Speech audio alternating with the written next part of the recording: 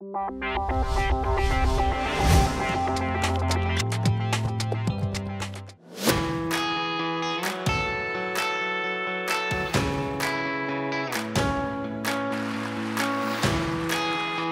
diplômés, vous êtes la 12e promotion à porter les couleurs de Subiotech.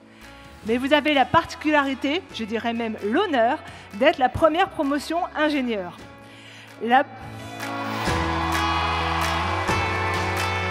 Cette remise de diplôme est vraiment particulière pour moi parce que c'est celle de la première promotion ingénieur de Subiotech. Je suis très émue. C'est vrai que c'est quand même très important d'être ingénieur aujourd'hui. Il y a une grosse variation qui se fait entre les personnes justement qui sont diplômées de Master 2 et les ingénieurs. Faire partie de la première promotion d'ingénieur chez Subiotech, ça me fait plaisir. Ça me permet de rentrer sur le monde du travail en toute confiance. C'est un plaisir parce que je suis diplômée, mais c'est aussi un honneur. Si nous regardons en arrière, il y a 5 ans, la majorité d'entre nous sortaient tout juste du lycée. Et aujourd'hui, nous sommes fraîchement diplômés et dans la vie active. Aujourd'hui, je suis ingénieure procédé au sein de Suez, au CIRCE, donc c'est le Centre de recherche international sur l'eau et l'environnement. Je fais aussi un travail sur la détection du SARS-CoV-2 dans les eaux usées, donc pour faire le suivi national en fait, de l'épidémie en France.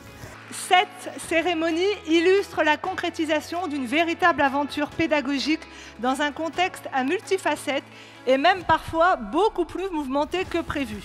Cette expérience, même si personne ne souhaitait la vivre, a non seulement renforcé vos compétences d'ingénieur, mais elle a aussi mis les biotechnologies sur le devant de la scène et montré à quel point elles étaient utiles au quotidien des hommes et des femmes.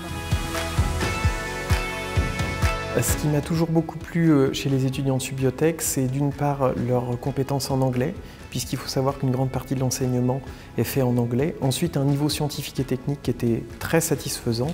Et puis un tempérament, quelque chose de plus que d'autres écoles. Un des meilleurs souvenirs, ça serait le semestre à l'étranger. Donc dans mon cas, j'avais pris des cours de neurosciences qu'on n'avait presque pas à l'école, donc j'ai pu approfondir ce domaine-là que j'aimais beaucoup déjà. Et du coup, aujourd'hui, je fais un doctorat en neurosciences à l'Institut du cerveau, oui, effectivement. Les conseils que je donnerais aux étudiants de Subiotech actuels serait d'avoir confiance en eux, vraiment suivre leur voie et d'aller toujours chercher plus loin que juste les connaissances qu'on leur apprend à Subiotech.